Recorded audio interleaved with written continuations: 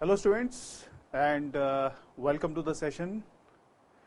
आज हम लोग एक टॉपिक डिस्कस करेंगे, सर्कल।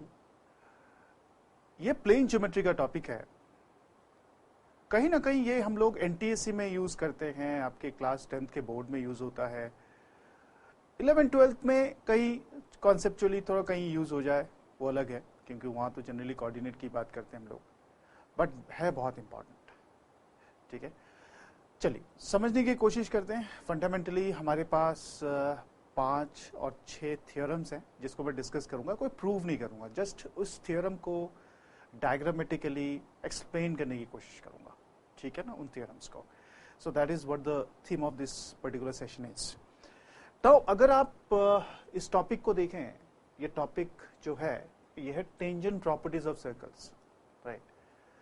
तो सबसे पहले तो ये दिमाग में आता है, सर ये टेंजेंट क्या होता है, ये समझ में हमें आना चाहिए टेंजेंट क्या होता है, टेंजेंट का मतलब क्या होता है। तो मैं अच्छा टेंजेंट की बात करते हैं, ऑब्वियसली हम सर्कल की बात कर रहे हैं यहाँ पे। एक चीज हमेशा याद रखिएगा, ये सर्कल है बेटा, ठीक है। ये 3 सर्कल है। 3 चीजें हो सकती हैं एक सर्कल और एक लाइन के बीच में, कुछ भी। अगर 2 लाइन, एक लाइन और एक सर्कल को पहले तो हमने 3 सर्कल कंसिडर किए सपोज, ठीक है, फिर 3 लाइन्स को कंसिडर करते हैं। ठीक है, आप समझते हैं इसको क्या क्या लॉजिक है इसमें। एक तो एक लाइन हो सकता है कि वो ये ऐसे इंटरसेक्ट करके 2 पॉइंट्स पे इंटरसेक्ट करे। ये जो लाइन है, ठीक है ना, ये 2 पॉइंट पे इंटरसेक्ट करे, ठीक है ना। ये केस तो ये हो सकता है अगर हम एक सर्कल और एक लाइन को लें। ये लाइन इस सर्कल को एक ही पॉइंट पे टच कर सकता है, ये भी एक पॉसिबिलिटी है। एक तो ये हो सकता है, मान लो ये हमने ले लिया P सपोज, ये भी हो सकता है। या फिर कभी कभी ऐसा हो सकता है कि ये लाइन जो है ये सर्कल को टच ही ना करे। ठीक है, तो देख रहे हैं आप ऐसे। ये 3 केसेस हो सकते हैं। अच्छा, ये तो चलो हम कोई स्पेसिफिक नाम इसको नहीं देते, ठीक है, बट इन दोनों का कुछ नाम हम देते हैं। There is a name assigned to this 2 particular aspect of circles where a line and a circle is considered, right। यहां पे क्या होता है, इसको हम सीकेंट कहते हैं बेटा। क्या कहते हैं? सीकेंट कहते हैं। ये थोड़ा ध्यान से आप देखिएगा, इसे हम कहते हैं सीकेंट। सीकेंट का मतलब होता है कि आप कोई भी एक लाइन सेगमेंट ले तो पॉइंट ऑफ इंटरसेक्शन, जो इंटरसेक्शन होती है वो 2 होती है बेटा। There is always 2 point of intersection is 2, right.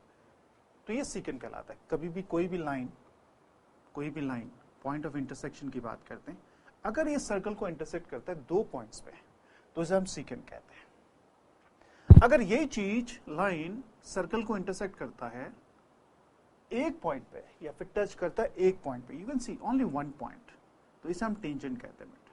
क्या कहते हैं? टेंजेंट कहते हैं। ठीक है, only 1 point, only 1 point, right. ये आपका लॉजिक है ना। एक तो ये हो सकता है। ये तो चलो कोई बात नहीं, ये it is neither tangent not secant, तो इसका हम कोई नाम ऐसा नहीं देते हैं। तो ये डेफिनेशन हो गया हमारा सर्कल का। अच्छा, टेंजेंट इसका मतलब ये नहीं टेंजेंट। अच्छा, एक चीज बहुत इंपॉर्टेंट ये भी है कि आप एक पॉइंट पे, ये बहुत इंपॉर्टेंट है, ठीक है, एक पॉइंट पे आप एक ही टेंजेंट ड्रॉ कर सकते हैं। ऐसा अगर आप कहोगे कि यहाँ पे और एक टेंजेंट दो तो सीकेंट बन जाएगा। Only 1 tangent can be drawn at that particular point of contact. ये जो पॉइंट ऑफ P, अच्छा इस P को हम पॉइंट ऑफ कॉन्टैक्ट कहते हैं बेटा। इसको हम P को पॉइंट ऑफ कॉन्टैक्ट कहते हैं। क्या कहते हैं? पॉइंट ऑफ कॉन्टैक्ट कहते हैं बेटा। ठीक है, दिस इज। या फिर कहीं कहीं इसकी जो लैंग्वेज होती है वो होती है पॉइंट ऑफ टेंजेंसी। क्या कहते हैं बेटा? Point of tangency, right. इसे कहते हैं पॉइंट ऑफ टेंजेंसी मेरे बच्चे।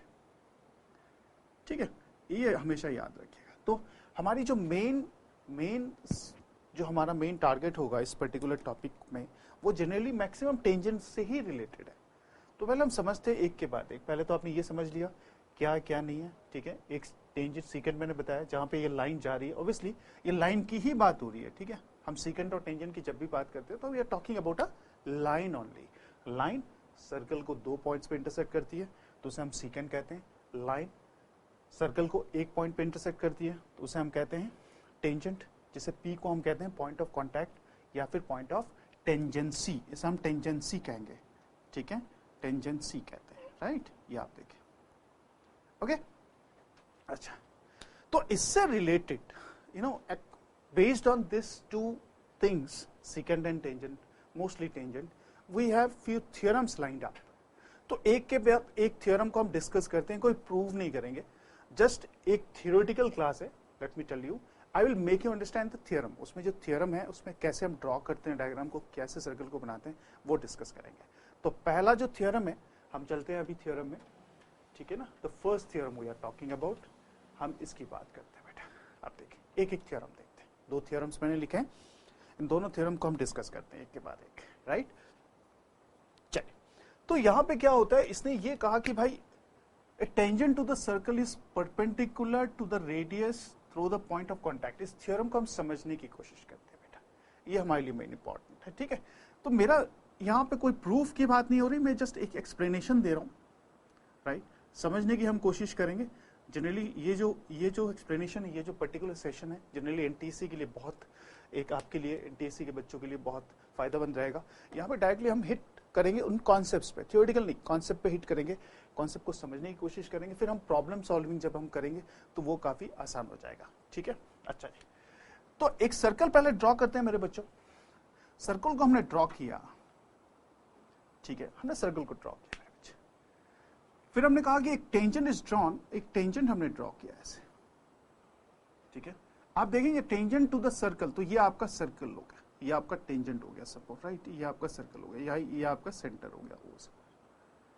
तो ये कहता है कि tangent to the circle is perpendicular to the radius of through the point of contact. जैसे मैंने आपको कहा, जहां भी टेंजेंट टच करता है, जहां भी टेंजेंट उस सर्कल को टच करता है कोई भी एक पॉइंट पे, उसे हम कहते हैं पॉइंट ऑफ टेंजेंसी। इसका मतलब इसे मैं ऐसे ले लूं, ठीक है। तो पॉइंट ऑफ कांटेक्ट या फिर पॉइंट ऑफ टेंजेंसी। तो कहने का मतलब ये है कि ये रेडियस जो है, ये टेंजेंट जो है रेडियस के परपेंडिकुलर है, ठीक है। ये आपका रेडियस आ गया, ठीक है। या फिर आप इसे थोड़ा सा और एक्सटेंड करेंगे तो कह सकते भाई डायमीटर से भी है, ठीक है, it is perpendicular to the diameter. अगर थोड़ा एक्सपेंड और कर दें, राइट, तो इसका मतलब ये हुआ कि जो हमारा टेंजेंट है वो परपेंडिकुलर है किसके, रेडियस के, ठीक है। अच्छा, रेडियस के कहां पे, at that particular point of contact, ये भी आपको कहना है, eight the point of contact. So this is what we have, point of contact, right, point of contact, ठीक है। So ऐसा नहीं है कि हम लोग यहाँ पे रेडियस ऐसा कर दें और मतलब ड्रॉ करते रहेंगे, इस तरह से नहीं, ये नहीं हो सकता, या फिर ये ऐसे नहीं बेटा, ठीक है। Always there should be a point of contact जहां से ये रेडियस जो है हमेशा इस टेंजेंट के परपेंडिकुलर होगा। तो this is one theorem, very important, इसका कन्वर्स भी ट्रू है बेटा, ठीक है। चलिए, इसके बाद हम आते हैं अपनी नेक्स्ट थ्योरम पे। Let's understand this theorem also, it's very interesting theorem. इसको पहले पढ़ लेते हैं हम लोग, ठीक है। लेंथ्स ऑफ टू टेंजेंट्स, देखो बेटा, lengths of two tangents drawn from an external point, आप देखें ध्यान से, to the circle are equal, right. तो कहने का मतलब ये हुआ कि आपके पास अगर कोई भी एक सर्कल है, ठीक है ना, कोई भी एक सर्कल है, इस सर्कल में हम एक काम करते हैं, हम दो tangents from an external point का मतलब P से, मैं एक एक्सटर्नल पॉइंट से P से मैं ड्रॉ करता हूं, ये T P डैश, ये मेरे पास है ना। Lengths of two tangents drawn from an external point to the circle are equal, मतलब P से यहां तक, P से यहां तक। अच्छा, ये जो लेंथ्स ऑफ द टेंजेंट्स की बात होती है ना, तो हमेशा याद रखिएगा, जब भी लेंथ की बात करते हैं, लेंथ ऑफ टेंजेंट की बात करते हैं, तो we are talking about this length only, इसकी बात कर रहे हैं हम लोग। जहां से जो भी एक्सटर्नल पॉइंट है, जिस पॉइंट बाहर वाली पॉइंट से, ठीक है, जो भी एक्सटर्नल पॉइंट वहां से टेंजेंट पे जो वो टच कर रहा है उतना तक का length, that length is basically the length of the tangent. इसका मतलब नहीं एक्सटेंशन हो रही है तो आगे भी चले जाए, ऐसा नहीं है, हमेशा इस लेंथ की बात करते हैं। तो इसे हम कहते हैं, इसे क्या कहते हैं, length of the tangent, length of tangent, right, tangents. तो सबसे बड़ी चीज ये होती है कि जो एक एक्सटर्नल पॉइंट से जब भी आप टेंजेंट्स को ड्रॉ करते हैं, ठीक है, तो ये दोनों टेंजेंट्स जो हैं ये इक्वल होता है मेरे बच्चे, they are always equal, right, they are equal. So the lengths of two tangents drawn from an external points are always equal, right? They are always equal मेरे बच्चे. तो we have theorem number 2 and this is the theorem number 2. तो हमेशा याद रखिए, कोई भी अगर हो, आप ये हमेशा याद रखिए. मैं इसको थोड़ा और बता दूं, कोई बात नहीं. अगर आपके पास कहीं और पॉइंट्स हैं, ठीक है, आप ऐसे भी लिख सकते हैं, ये है Q, ठीक है, सपोज ये M है, ये M डैश है, तो इसका मतलब QM जो है ये QM डैश के बराबर होगा कहीं से भी, ठीक है. अगर आप कहीं और पॉइंट बनाना चाहते हो तो कहीं पे आप कोई भी एक्सटर्नल पॉइंट लो, टेंजेंट्स ड्रॉ करोगे, हमेशा इक्वल होता है मेरे बच्चे, ठीक है. तो एक तो थ्योरम नंबर 2 हो गया ये. इसके बाद हम लोग इस थ्योरम को समझने की कोशिश करते हैं. तीसरा पॉइंट है, तीसरा जो कॉन्सेप्ट है, ये कैसा कॉन्सेप्ट है इसको देखते हैं हम लोग. इसमें क्या है मेरे बच्चों, theorem number 3, if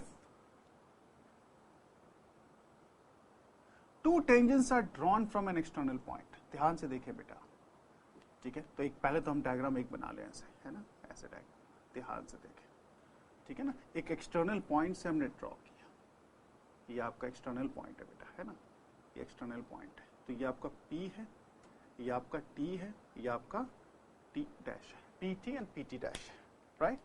this are what we have now. ये कहता है दे सब्सटेंस, ठीक है ना, equal angles at the centre, मतलब हम इसे ज्वाइन कर दें. So we are talking about this part.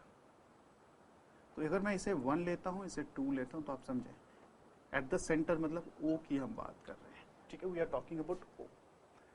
तो इसका मतलब ये हुआ, इस थ्योरम का मतलब ये हुआ, अगर प्रूफ की बात करें, एक्सप्लेनेशन की बात करें हम लोग, तो यहां पे इसका मतलब ये होता है कि जो एंगल 1 है, इसको मैं ऐसे मान लूं, एंगल 1 जो है वो एंगल 2 के बराबर होगा हमेशा.